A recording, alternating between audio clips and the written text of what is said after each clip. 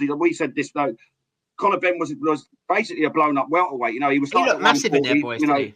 Eubank Jr. looked massive. Sorry, Dave. The size was always an issue for me. Size was always going to be a thing, and so I've never swayed from that. Credit where credit's due, though. He tried his heart. He showed a lot of heart, Conor Benn.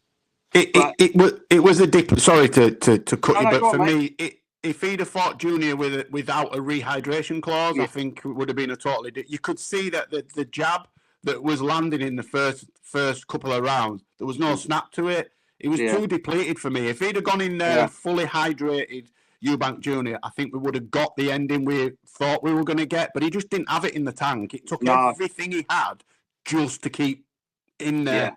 And Ben, look, played his part in it. Ferocious. Similar to his dad. Not as good as his dad, but very similar, just marauding.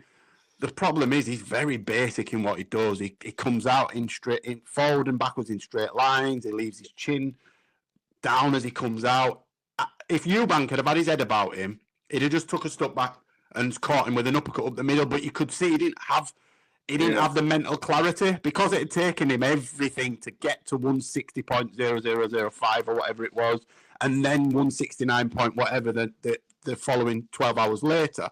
I don't think he had the mental clarity. I think it took everything he had just to stay in the fight.